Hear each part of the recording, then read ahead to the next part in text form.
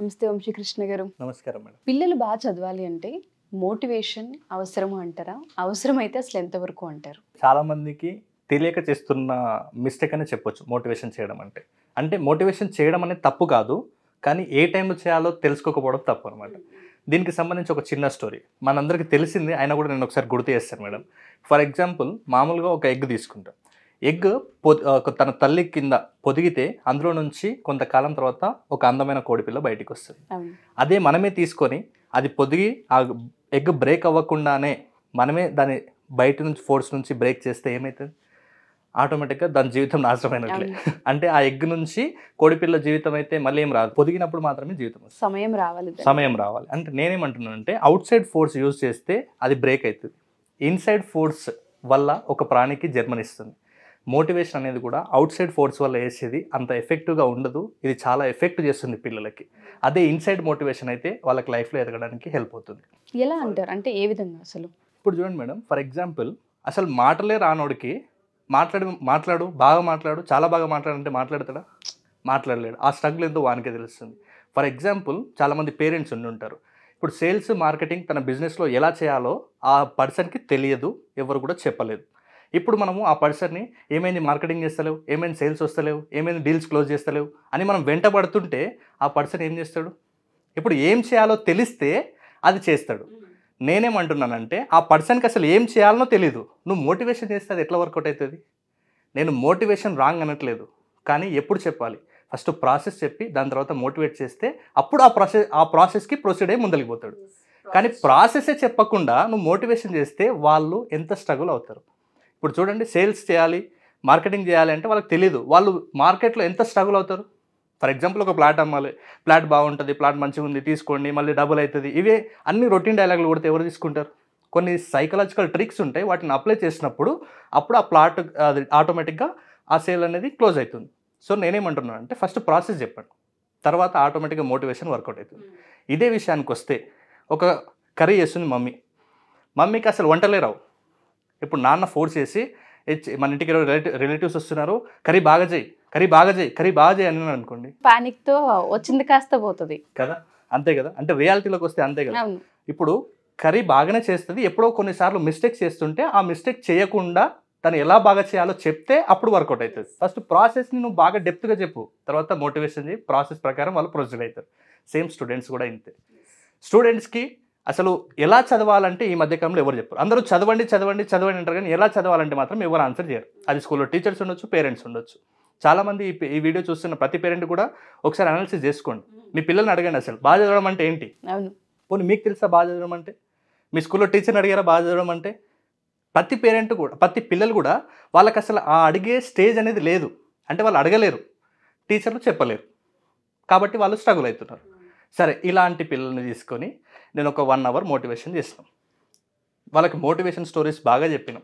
అలా చేయాలి, ఇలా చేయాలి, ఇలా గోల్ పెట్టుకోవాలి, అలా గోల్ సెట్ చేసుకోవాలి, మనం ఇలా అవ్వాలి, ఐఏఎస్ అవ్వాలి, ఐపీఎస్ అవ్వాలి, నువ్వు జీవితంలో ఉన్నత స్థానానికి వెళ్ళాలి అని నేను చెప్తే ఫుల్ మోటివేషన్ అయ్యారు పిల్లలు 1 hourలో. ఇప్పుడు ఆ మోటివేషన్ క్లాస్ అయిపోయిన తర్వాత ఇంటికి వస్తారు, ఇంటికో క్లాస్కో పోయారు. ఇప్పుడు వాడు ఫిజిక్సో కెమిస్ట్రో లేకుంటే సోషల్ తెరుస్తాడు.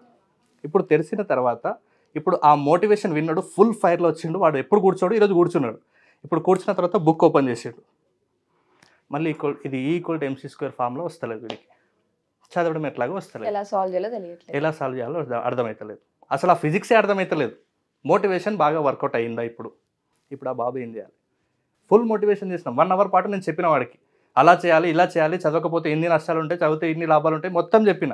కానీ వాడు ఇంటికి వచ్చిండు, చదువుదామని ఫుల్ ఎనర్జెటిక్గా కూర్చున్నాడు, కానీ మళ్ళీ తీస్తే ఎట్లా చదవాలో ఎట్లా గుర్తుపెట్టుకోవాలని అర్థమవుతలేదు. ఇప్పుడు మోటివేషన్ వర్కౌట్ అయిందా ఆ బాబుకి, లేకుంటే ఇంకా కొత్తగా ఏమైనా ప్రెజర్ని క్రియేట్ చేసిందా?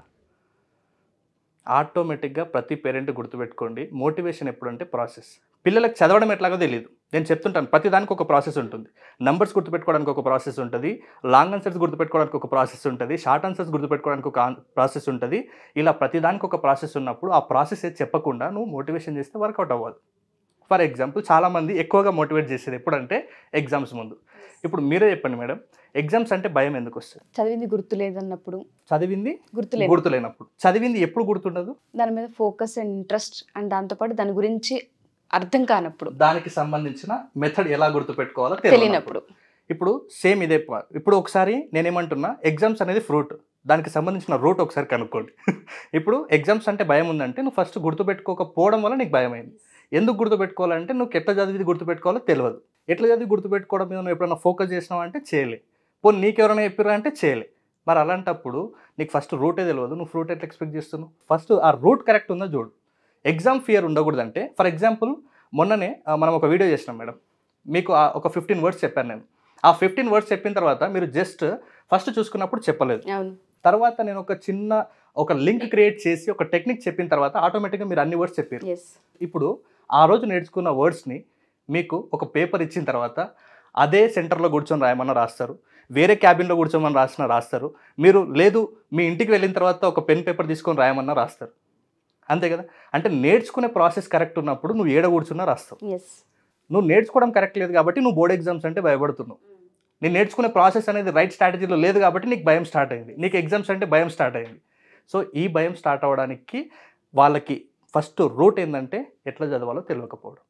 కాబట్టి నేను గంటాపదంగా చెప్పేది ఏంటంటే, పిల్లలకి ఎలా చదవాలి, ఎలా గుర్తుపెట్టుకోవాలి, ఎలా గుర్తు తెచ్చుకోవాలి, ఎలా ఎగ్జామ్స్లో ప్రజెంట్ చేయాలి ముందు చెప్పండి. అప్పుడు చెప్పడం వల్ల వాళ్ళకి ఒక ప్రాసెస్ తెలుస్తుంది. ఆ ప్రాసెస్ తెలిసినప్పుడు వాళ్ళని నువ్వు 100 మోటివేట్ చేస్తే అప్పుడు ఆ ప్రాసెస్ ప్రకారం వాళ్ళు ప్రొసీడ్ అవుతారు. అప్పుడు స్టడీస్లో రిజల్ట్ వస్తుంది. నువ్వు ప్రాసెసే చెప్పకుండా మోటివేట్ చేస్తే మళ్ళీ వచ్చి వాడికి ఎక్స్ట్రా ప్రెజర్ క్రియేట్ చేసినట్టు అవుతుంది. ఎందుకంటే వాడు చదవాలని వస్తాడు కానీ మళ్ళీ డీలా పడిపోతాడు. అందుకే అంటారు మోటివేషన్ అనేది గాలి ఊపిరి బుగ్గ లాంటిది, కొంతవరకు బాగుంటుంది, తర్వాత రోజు పోతుంది. అది పోకూడదంటే ఫస్ట్ ప్రాసెస్ తెలియాలి, తర్వాత అది బలంగా ఉంటుంది. వాడంతటా వాడు సెల్ఫ్ మోటివేషన్ చేసుకుంటాడు. మనం చెప్పాం కదా స్టార్టింగ్లో ఎగ్ స్టోరీ, అప్పుడు వాడికి ఆ మోటివేషన్ అనేది వాడంతటా వాడు ఒక సెల్ఫ్ మోటివేషన్ లాగా క్రియేట్ చేసుకుంటాడు. అప్పుడు ఆటోమేటిక్గా వాడు నువ్వు ఎవరు చెప్పకున్నా ఆ మోటివేషన్ జీవితాంతం కూడా గుర్తుంటుంది. సో ప్రాసెస్ అనేది చాలా ఇంపార్టెంట్ కీ రోల్ అని అర్థమవుతుంది. పేరెంట్స్ కంటాపదంగా చదివితే వచ్చే లాభాలు చెప్తూ ఉంటారు తప్ప ఎలా చదవాలి, ఫార్ములా ఏంటి, ప్రాసెస్ ఏంటి అన్నదాన్ని ఎవరు ఎక్స్ప్రెస్ చేయరు అండ్ ఎక్స్ప్లెయిన్ చేయరు. దాన్ని కనుక ఎక్స్ప్లెయిన్ చేసినప్పుడు ఆటోమేటిక్గా మోటివేషన్ ఖచ్చితంగా ముందుకు తీసుకెళ్తుంది, సెల్ఫ్ మోటివేషన్ వస్తుంది. మీరు కానీ ఒకవేళ ఇలా ప్రాసెస్ చెప్పకుండా మోటివేట్ చేస్తున్నారంటే, ఈవెన్ అది స్కూల్లో టీచర్స్ అయినా ఇంట్లో పేరెంట్స్ అయినా ఇలా మోటివేట్ చేయడం వల్ల ఎక్స్ట్రా ప్రెజర్ క్రియేట్ చేస్తున్నారని పేరెంట్స్ టీచర్స్ గ్రేట్ పెట్టి లేని పానిక్ అండి. అది ప్రెజర్ వస్తుంది, టెన్షన్ వస్తుంది, స్ట్రెస్ వస్తుంది, తర్వాత నేను జీవితంలో ఇంకేం సాధించలేనేమో అని ఫియర్ ఆఫ్ ఫెయిల్యూర్ స్టార్ట్ అవుతుంది వాడికి. ఇంకా వాడు గోల్ సెట్ చేసుకుందామంటే ఓకే మోటివేషన్లో బాగా చెప్పినావు గోల్ సెట్ చేసుకోవాలి, వాడికి గోల్స్ ఎట్లా సెట్ చేసుకోవాలో రాదు. అలాంటప్పుడు వాడు మళ్ళీ గోల్ సెట్ చేసుకోవడంలో కూడా ఫెయిల్ అవుతాడు. వీడు ప్రతి దాంట్లో ఫెయిల్ అయ్యుకుంటూ వస్తాడు. ఎందుకంటే ఫస్ట్ మనమేమో టాప్ చూపించినాం కానీ ఇక్కడ బేస్ సరిగ్గా లేదు, ఆటోమేటిక్గా వాడు కింద పడుతుంటాడు. టాప్కి వెళ్ళాలని ట్రై చేస్తాడు, బేస్ లేదు కాబట్టి కింద పడిపోతుంటాడు. అప్పుడు తగిలే దెబ్బ చాలా బలంగా ఉంటుంది. కాబట్టి దయచేసి ప్రతి పేరెంట్ ప్రతి టీచర్ పిల్లలకి మోటివేషన్ కంటే ముందు ఫస్ట్ ప్రాసెస్ ఇంపార్టెంట్. తల్లికి కూడా ఫస్ట్ వంట వస్తే తర్వాత నువ్వు మోటివేట్ చేయి ఇంకా బాగా చేస్తుంది. ఫస్ట్ వంటనే రాదు, నువ్వు మోటివేట్ చేసినావు ఎట్లా చేస్తే చాలా రకాల బిహేవియర్స్ తెలియకుండానే డెవలప్ అవుతుంటుంటాయి, హ్యాబిట్స్ ఫామ్ అవుతుంటుంటాయి. అది అబద్ధాలు కావచ్చు, లేదు అంటే కొన్నిసార్లు చూసి రాయడం, కాపీ కొట్టడం, ఇటువంటివి చాలా ఎక్కువైపోతుంటుంటాయి. పేరెంటింగ్ అనేది స్కిల్. దాన్ని ఎంత బాగా మనం చేయగలిగితే పిల్లలు అంత ఈజీగా వాళ్ళకి అనిపించిన ప్రతి ఫీలింగ్ కూడా ఎక్స్ప్రెస్ చేస్తూ ఉంటుంటారు. వాళ్ళకి ఎందుకు రావట్లేదు అన్న దానిపైన మనం ఆలోచించగలిగితే పిల్లలు చాలా హ్యాపీగా షేర్ చేసుకునే ప్రాసెస్ ఉంటుంది. ప్రెషర్ని ఎప్పుడు క్రియేట్ చేయకూడదు. మంచి వీడియో ప్రతి పేరెంట్ కూడా 1-2 సార్లు ప్లే చేయండి, వీడియో చూడండి మొత్తం. అండ్ మీరు ఏదైతే చేస్తూ ఉంటుంటారో పిల్లలు దాన్ని మాత్రమే ఫాలో అవుతారు కాబట్టి అది బాగా నోట్ చేసుకోండి. వాళ్ళ షెడ్యూల్ ఏదైతే ఉంటుందో ఆ షెడ్యూల్లో మీరు కూడా ప్రాపర్గా ఒక ప్లాన్ చేసుకోండి. మీరు కూడా చదవడము, రాయడము, మీకు సంబంధించింది ఏదైతే ఉంటుందో వాళ్ళ యాక్టివిటీ చేస్తున్న ప్రాసెస్లో మీరు కూడా యాక్టివిటీ చేస్తూ ఉంటుంటే దానివల్ల యాక్షన్ చేస్తారనమాట. సో అది మాత్రమే అప్లై చేయండి. అండ్ చదివే ప్రాసెస్కి సంబంధించి ఫెయిల్ అయ్యారని, లేదంటే ఇంట్రెస్ట్ చూపించట్లేదని, అబద్ధాలు చెప్తున్నారని, ఇట్లా రకరకాల వాటి వల్ల పేరెంట్స్ తిట్టడం, కొట్టడం చేస్తూ ఉంటుంటారు. దానివల్ల ఇంపాక్ట్ ఏ విధంగా ఉంటుందో వంశీ గారు క్లియర్గా ఎక్స్ప్లెయిన్ చేయడం జరిగింది. సో దయచేసి ఒకసారి పిల్లల్ని మనం కొడుతున్నాం, చేసుకుంటున్నాం, ఓపిక లేదు అన్న ప్రాసెస్లో ఏ విధంగా కామ్ డౌన్ అవ్వాలో కూడా ఆయన మీకు క్లియర్గా చెప్పడం జరిగింది. అండ్ ఇంకా డీటెయిలింగ్గా కనుక మీకు కావాలి అనుకున్నా, లేదా పర్సనల్గా అపాయింట్మెంట్ మీరు తీసుకోవాలి అనుకున్న పిల్లలకి సంబంధించి మేము ఎంత ఓపిక పట్టినా బిహేవియర్లో చేంజ్ లేదండి, మేము దాన్ని బేర్ చేయలేకపోతున్నాం అంటూ ఉంటారు. అలాంటి సిచ్యువేషన్ మీ పిల్లల్లో కనుక అనిపించి మీరు కనుక సెషన్ తీసుకోవాలి అనుకుంటే పర్సనల్ అపాయింట్మెంట్ కూడా తీసుకుంటారు. అండ్ దాంతోపాటు మెమరీకి సంబంధించిన క్లాసెస్ ఏ డేట్న ఉండబోతున్నాయండి? ఎస్ మేడం, నెక్స్ట్ బ్యాచ్ వచ్చేసి ఆగస్ట్ 5 నుంచి 10 days పాటు క్లాస్ కండక్ట్ చేయబడుతుంది మేడం. దాంట్లో మెమరీ అండ్ స్పీడ్ రీడింగ్కి సంబంధించి అండ్ స్టడీ స్కిల్స్కి సంబంధించిన ఒక 10 days వర్క్షాప్ కండక్ట్ చేయబడుతుంది మేడం.